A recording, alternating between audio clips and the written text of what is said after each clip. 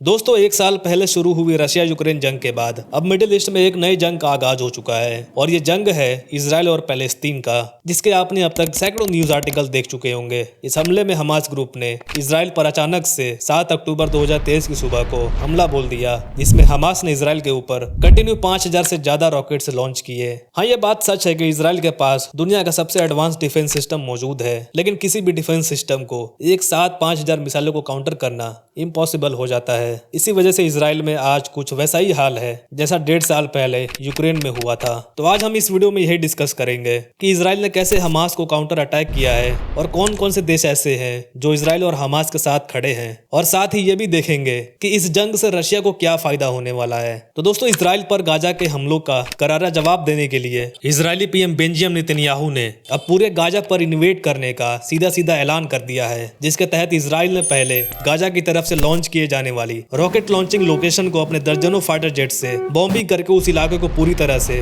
बर्बाद कर दिया है। इसके बाद अपने हजारों सोल्जर्स के साथ सैकड़ों खतरनाक बैटल टैंक्स, आर्टिलरी गन्स और भी कई तरह के मिलिट्री वेपन्स गाजा की सीमा पर ले जाकर तैनात कर दिया है, जो कि किसी भी समय ऑर्डर मिलने पर पूरे गाजा को भस्म कर सकते हैं। इसके अलावा गाजा के सिविलियंस को भी जल्द से जल्द गाजा से निकलने को कह दिया है और इजराइल ने अपने मिलिट्री रिजर्व सोल्जर्स को भी एक्टिव करते हुए जंग के लिए 3 लाख से ज्यादा सैनिक तैयार कर लिए हैं। और यदि इजराइल की गाजा पर अटैक के दौरान लेबनान, सीरिया या वेस्ट बैंक की तरफ से इजराइल पर हमला बोला जाता है, तो उसके लिए इजराइल ने इन देशों से लगी अपने बॉर्डर पर डिफेंस फोर्सेस को तैनात करते हुए उन्हें किसी भी हमले का अग्रेसिवली जवाब देने के लिए खुली छूट दे रखी है। यही नहीं, अगर मिडिल ईस्ट में अन्य किसी मुस्लिम देश द्वारा यदि इजराइल को गाजा से अपना बदला लेने से रोका जाता है, तो इजराइल के सबसे भरोसेमंद मित्र देश अमेरिका ने भी अपने एडवांस फाइटर जेट से लैस अपने सबसे बड़े एयरक्राफ्ट कैरियर को इजराइल के पास डिप्लॉय कर दिया है, जो कि पूरे मिडिल ईस्ट को अमेरिका का यह संकेत है यदि किसी बाहरी देश ने इजराइल पर हमला किया तो अमेरिका डायरेक्ट इस जंग में उतर सकता है। अब इजराइल और अमेरिका की इस स्ट्रैटेजी को देखकर सभी मुस्लिम देश शांत पड़ गए हैं, तो वहीं कुछ देश चाहकर भी